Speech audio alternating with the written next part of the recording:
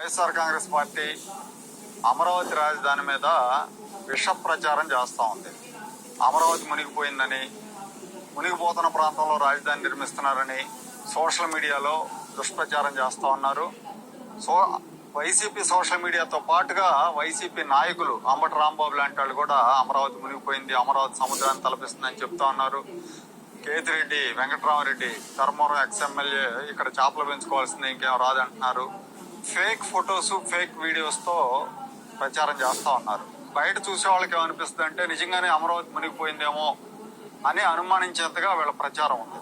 సరే, అసలు అమరావతిలో ఏం జరుగుతుంది, అమరావతి ఎలా ఉంది ఏంటి చూద్దామని నేను కూడా అమరావతికి వచ్చానండి. అమరావతికి వస్తే ఎక్కడా కూడా ముంపు, కంటిన్యూస్ గా ఒక ముంపు ప్రాంతం ఎక్కడా లేదు. ఎక్కడన్నా లోతట్టు ప్రాంతంలో కాలువలు లాంటివి ఎక్కడన్నా ఉంటే అలాంటి చోట నీళ్లు కనిపించినాయి కానీ ఇంకెక్కడా లేవు. ప్రస్తుతం అయితే నేనున్న స్పాట్ ఏంటంటే ఈ ఐకానిక్ టవర్స్ ఏదైతే రాష్ట్ర ప్రభుత్వం ప్రతిష్టాత్మకంగా నిర్మిస్తుందో 5 ఐకానిక్ టవర్స్ నిర్మిస్తున్నారు.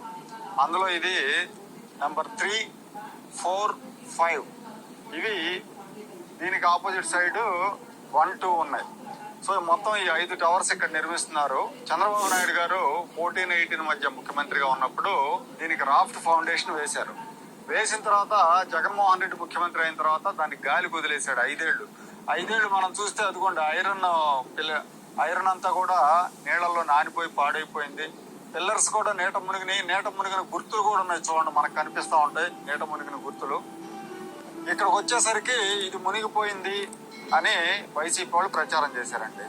ఇక్కడ పరిస్థితి అయితే ఇది చూడండి, కొద్దిగా వాటర్ ఉంది. వర్షానికి జనరల్ గా ఏమైంది, మనం పునాదులు తీసినప్పుడు, గుంతలు తీసినప్పుడు ఆ గుంతల్లోకి వర్షం పడ్డప్పుడు నీళ్లు రావటం అనేది సహజం. దానికే మునిగిపోయిందని హడావుడి చేశారు. కొద్దిపాటి నీళ్లు ఈ గోతుల్లోకి వచ్చినాయి. వాటిని కూడా మోటార్ల ద్వారా తీసేశారు. 2-3 రోజుల్లో కన్స్ట్రక్షన్ పనులు పునఃప్రారంభిస్తామని ఎల్ఎన్టీ కంపెనీ వాళ్ళు చెప్తున్నారు. ఈ వర్క్ అంతా కూడా ఎల్ఎన్టీ వాళ్ళు చేస్తున్నారు. చూస్తే మనకు అవతల వెనకాల హైకోర్టు కనిపిస్తూ ఉంటుంది. ఈ టవర్స్ మీదుగా మనం చూస్తే హైకోర్టు కనిపిస్తా ఉంది. హైకోర్టు వెనకాల ఎన్జిఓ క్వార్టర్స్ నిర్మాణంలో ఉన్నాయి. దాని వెనకాల వైట్ కలర్ లో కనిపిస్తా ఉంది బిట్ కాలేజీ. ఇవన్నీ కూడా మునిగిపోయినాయి, నీళ్లు వచ్చేసినాయి, కాళ్ళు బయట పెట్టలేని పరిస్థితి, కార్లు వెళ్ళలేని పరిస్థితి అన్నట్టుగా వీళ్ళు ప్రచారం చేశారు.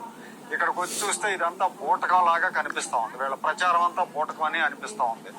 సో ఇక్కడ స్థానికులు కూడా మనతో మాట్లాడటానికి ఉన్నారు. అమరావతిలో ఏం జరుగుతుంది, ఎక్కడెక్కడ నీళ్లు వచ్చినాయి, ఎక్కడ రాలేదు, అసలు ఏంటి అనేది చెప్పడానికి మనతో మాది కార్పొరేషన్ డైరెక్టర్, ఇక్కడే సమీపంలో రాయపూడి గ్రామం, ఆవిడది శిరీష గారు ఉన్నారు, ఖమ్మంపాటి